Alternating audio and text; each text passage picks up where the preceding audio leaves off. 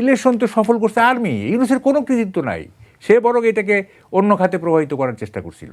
ইচ্ছা করলে বিএনপি এখন ইউনূস সাহেবকে বিরাট বিপদে ফেলতে পারেন, জাস্ট এগুলি র্যাটিফাই করবে না। মানে আওয়ামী লীগকে, বিশেষত শেখ হাসিনাকে আপনার করার জন্য, অপদস্থ করার জন্য, বা তার প্রতি যে ঘৃণা ছিল তার, এইটা চরিতার্থ করার জন্য উনি যা খুশি তাই করছেন। সেই অধ্যাদেশগুলোকে এখন বৈধ বলা যাবে তাহলে? না, unless they are ratified in the parliament. রাষ্ট্রপতি দল যদিও নমিনেট করে, কিন্তু যখন তিনি পার্লামেন্টের মেম্বারদের দ্বারা নির্বাচিত হয়ে যান, তখন কিন্তু he is no longer a partisan. তখন উনি একটা নন পার্টিজান, একটা সর্বদলীয় রাষ্ট্রপতি হয়ে যান। ঠিক আছে, তখন আর কোনো পার্টিজানের চরিত্র থাকে না। নমিনেশন যখন পান তখন একটা পার্টি নমিনেট করে, কিন্তু তখন আর থাকে না। এবং যেহেতু তখন আর নন পার্টিজান থাকেন না, তখন রাষ্ট্রপতি নিজস্ব এখতিয়ার দিয়ে অনেক কাজ করতে পারেন। যেমন শাহাবুদ্দিন সাহেবকে তো আওয়ামী লীগ নমিনেট করছিল, উনি প্রেসিডেন্ট হয়েছিলেন না। কিন্তু দেখেন, উনি প্রেসিডেন্ট থাকা অবস্থাতেও মানে আওয়ামী লীগের সাথে ডিফার করে অনেক জিনিস করছে। যেমন উনি প্রকাশ্য ভোটের অর্ডিন্যান্সে স্বাক্ষর করেন নাই, উনি কতগুলি বিল উনি ফেরত পাঠিয়েছেন, সই করেন নাই।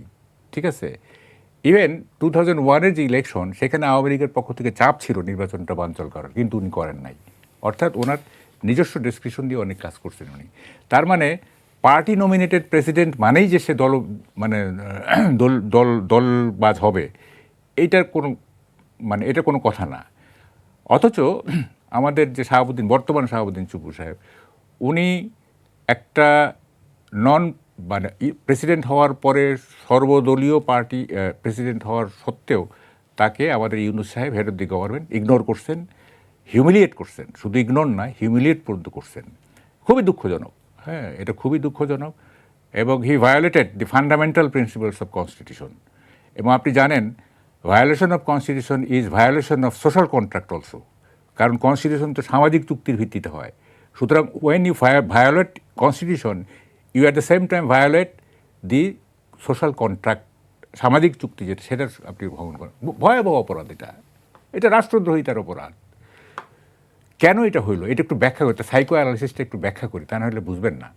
সেটা দেখেন, উনি মানে আওয়ামী লীগকে, বিশেষত শেখ হাসিনাকে আপনার করার জন্য, অপদস্থ করার জন্য, বা তার প্রতি যে ঘৃণা ছিল তার, এইটা চরিতার্থ করার জন্য উনি যা খুশি তাই করছেন। হ্যাঁ, এবং রাষ্ট্র ধ্বংস হয়ে যাক সেটাও উনি কেয়ার করেননি। শুধুমাত্র একটা নারী বিদ্বেষ মূলত। হ্যাঁ, আমি বলবো এটা পার্সোনাল ভিউ আমার। এবং উনি আওয়ামী লীগকে হিউমিলিয়েট করে, আওয়ামী লীগকে অপদস্থ করে উনি এক ধরনের পারভার্টেড প্লেজার পাইতেন, একটা বিকৃত আনন্দ পাইতেন। এবং এটা উনি 18 মাস ধরে এটা ভুগছেন, 18 মাস ধরে এটা ভুগছেন। এবং যে কারণে ওনার নর্মাল কোনো বিহেভিয়ার ছিল না। উনি এক্সপেক্টেড যে বিহেভিয়ার, আপনার কাছ থেকে যে বিহেভিয়ারটা আমি প্রত্যাশা করি, সেখান থেকে আপনি ডিপার্চার হয়ে গেছেন।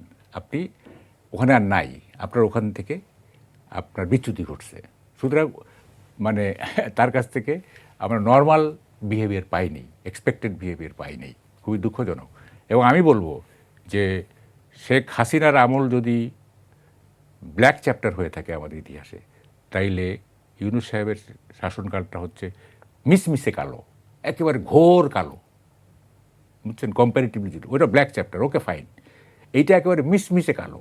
এই যে 1.5 বছরে 133টি অধ্যাদেশ হয়েছে সবশেষ যেটি আমরা জানি, সেই অধ্যাদেশগুলোকে এখন বৈধ বলা যাবে তাহলে? না, unless they are ratified in the parliament. এগুলি তো পার্লামেন্ট তো র্যাটিফাই করতে হবে। এখন বিএনপি যদি এগুলি র্যাটিফাই না করে অধ্যাদেশগুলো, বিপদে পড়বে তো ইউনূস সাহেব, মহা বিপদে পড়বে। আমার মনে হয় না যে বিএনপি এতটা মানে রূঢ় হবে, আমার মনে হয় না। কিন্তু ইচ্ছা করলে বিএনপি এখন ইউনূস সাহেবকে বিরাট বিপদে ফেলতে পারেন, জাস্ট এগুলি র্যাটিফাই করবে না।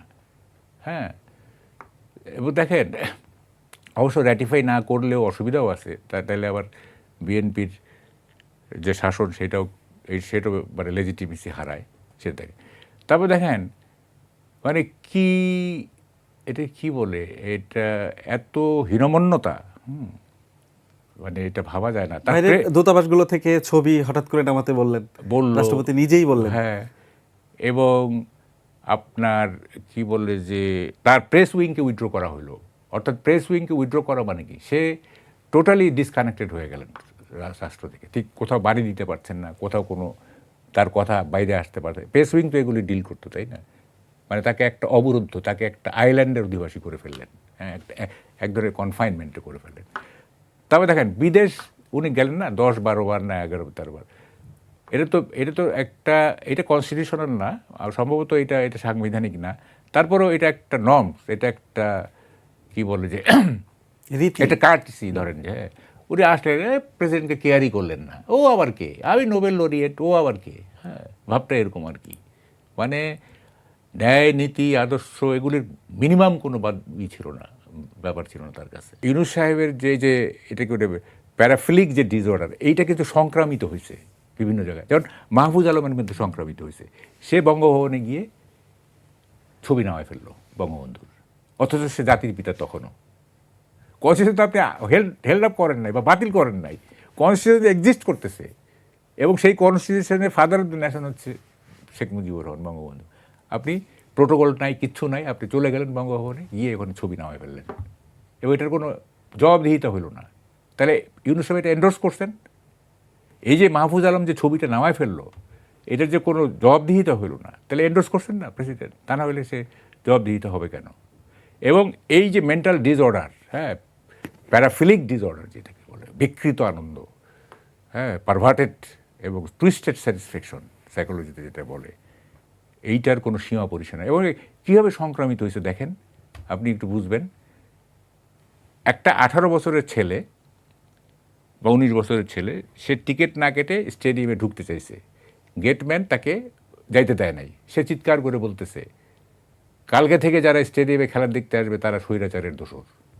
ভাবেন একবার, 18-19 বছরের তরুণ, তাকে টিকিট কাটে নাই, তাকে যেতে দেয় নাই, সে বলতেছে